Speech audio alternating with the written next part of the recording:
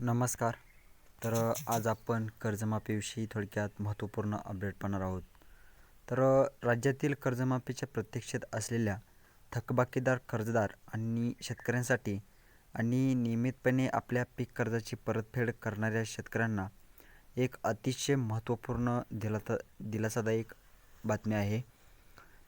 शासनाच्या माध्यमातून राज्यामध्ये या सादर केलेल्या अर्थसंकल्पीय अधिवेशनामध्ये पुण्यश्लोक अहिल्यादेवी होळकर शेतकरी कर्जमाफी योजना जाहीर करण्यात आलेली आहे, ज्याच्यामध्ये 2 लाख रुपयाचे पीक कर्ज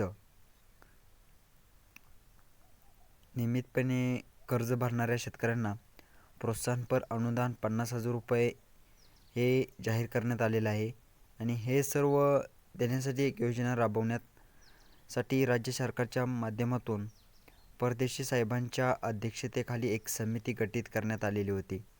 या समितीचा अहवाल साधारणपणे एप्रिलच्या पहिल्या आठवड्यामध्ये, त्याच्यानंतर हा एप्रिलच्या तिसऱ्या आठवड्यामध्ये सादर केला जाईल अशी प्रकारची माहिती देण्यात आलेली होती. आणि अखेर हा अहवाल राज्य शासनाच्या सादर करण्यात आलेला आहे.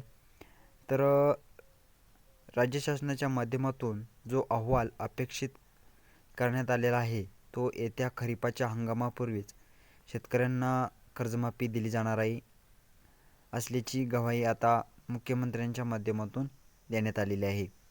मित्रांनो, एकंदरीत हा अहवाल आता सबमिट करण्यात आलेला आहे. हा अहवाल शासनाच्या माध्यमातून आक्षेप करण्यात आलेला आहे.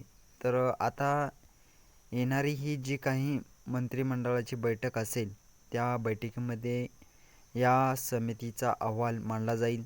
याच्या अंतर्गत देण्यात आलेल्या काही अटी शर्ती निकष समोर मांडले जातील. कोणत्या शेतकऱ्यांना त्यांच्या अंतर्गत पात्र याच्याबद्दल माहिती त्यात मांडली जाईल. मंत्रिमंडळाच्या माध्यमातून याला मंजुरी दिल्यानंतर याचा GR निर्गमित केला जाणार आहे. आता प्रतीक्षा असणार आहे पुढच्या मंत्रिमंडळ बैठकीची. मंत्रिमंडळ बैठकीमध्ये हा अहवाल मांडला जाईल. हा अहवाल मंजूर झाल्यानंतर ही कर्जमाफीची योजना राज्यामध्ये राबवली जाणार आहे. परंतु तुर्तास तरी हा GR येण्यासाठी आणि मंत्रिमंडळासमोर हा एक अहवाल मांडण्यासाठी आवश्यक होतं तो मध्ये अभ्यास गट. समितीचा अहवाल सादर करणं हा अहवाल राज्य शासनाच्या सादर करण्यात आलेला आहे.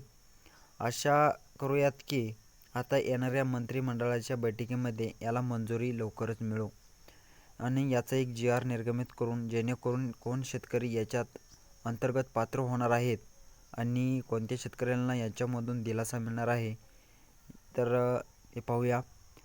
शेतकरी बांधवांनो, असेच आपले अपडेट पाहण्यासाठी आपल्या चॅनेलला नक्की सबस्क्राईब करा. चला भेटूया अशाच नवीन व्हिडिओसह. धन्यवाद.